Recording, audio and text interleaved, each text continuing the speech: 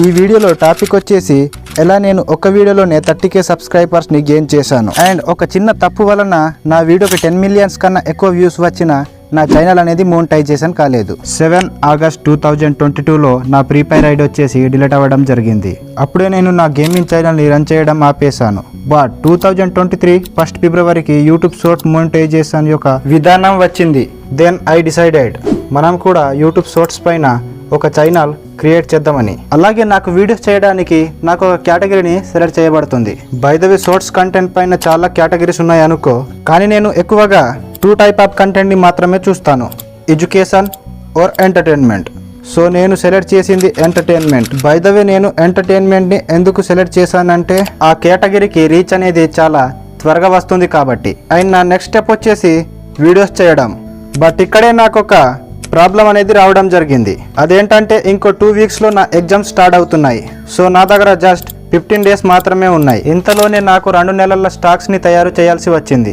అంత కష్టమేమి కాదనుకో, అలా అని అంత ఈజీ కూడా కాదు. అండ్ నేను నా ఛానల్ పేరు లోగో అని టైం వేస్ట్ చేయకుండా వీడియోస్ వెతకడం మొదలు పెట్టాను. వీడియోస్ వెతకడమే. ఎందుకంటే నా దగ్గర అంత టైం లేనందువలన నేను రియాక్షన్ కేటగిరీని సెలెక్ట్ చేయడం జరిగింది. నా ప్లాన్ వచ్చేసి చాలా సింపుల్. అదేంటంటే పన్ని వీడియోస్ చేసే క్రియేటర్స్ ఉంటారు కదా, వాళ్ళ యొక్క మోస్ట్ వైరల్ షార్ట్స్ పైన నేను రియాక్షన్ ఇద్దాం అనుకున్నా. అరౌండ్ 4 డేస్ లో నేను 45 వీడియోస్ దాకా వెతికిన, కానీ అన్ని వీడియోస్ కి రియాక్షన్ ఇచ్చి ఎడిటింగ్ చేసే అంత టైం నా దగ్గర లేదు. దెన్ ఐ డిసైడెడ్ జస్ట్ ఒక రియాక్షన్ వీడియో తీసి అన్ని వీడియోస్ కి దాన్నే యాడ్ చేద్దాం అనుకున్నా. అండ్ ఇంత చేయడానికి నాకు 10 డేస్ పట్టింది. కానీ ఇక్కడే నాకు ఒక పెద్ద ప్రాబ్లం వచ్చింది. ఎందుకంటే నేను మొదటిసారి ఒక ఛానల్లో వర్క్ చేసేటప్పుడు యూట్యూబ్ మోనిటైజేషన్ విధానం గురించి ఏమీ తెలియదు. అండ్ నేను దాన్ని ఇగ్నోర్ చేశాను. బట్ అదే నా అన్నిటికంటే పెద్ద తప్పు అయ్యింది. ఆ తప్పు ఏంటి అనేది నేను ముందు చెప్తాను. అండ్ నాకు 2 డేస్ పట్టింది అన్ని వీడియోస్ ని పోస్ట్ షెడ్యూల్ చేయడానికి. బట్ 30 మినిట్స్ లోనే నా ఛానల్ కి 3K వ్యూస్ వచ్చాయి. అండ్ నేను ఇప్పుడు ఇది బ్రిడ్జ్ అవుతుందేమో అనుకున్నా,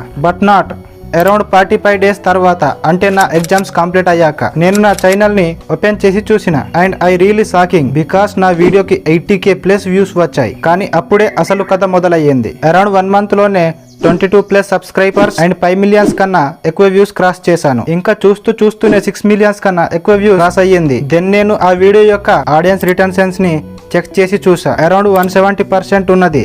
చాలా షాక్ అయ్యా. సో నేను అనుకున్నా ఈ వీడియోకి ఇంకా వ్యూస్ వస్తాయని. ఎగ్జాక్ట్లీ అదే జరిగింది. కరెంట్ టైం దాంట్లో 9 మిలియన్స్ కన్నా ఎక్కువ వ్యూస్ వచ్చాయి. అండ్ ఆ వీడియో నుంచే నాకు దాదాపు 30K సబ్స్క్రైబర్స్ రావడం జరిగింది. సో నేను ఇంకా 20 వీడియోస్ దాకా అప్లోడ్ చేసి 10 మిలియన్ వ్యూస్ యొక్క క్రైటీరియాని కంప్లీట్ చేశాను. అండ్ మోనిటైజేషన్ కోసం అప్లై చేశాను. బట్ నేను ఏం ఆలోచించానో అదే జరిగింది. నేను చేసిన ఒక చిన్న తప్పు వలన నా ఛానల్ మోనిటైజేషన్ కి రిజెక్ట్ అయ్యింది. నేను చేసిన ఆ తప్పు ఏంటంటే వాయిస్ ఓవర్. ఒకవేళ నేను 2-3 సార్లు వీడియోకి సంబంధించేలా ఏమైనా చెప్పి ఉంటే డెఫినెట్లీ నా ఛానల్ మోనిటైజేషన్ అయ్యేది.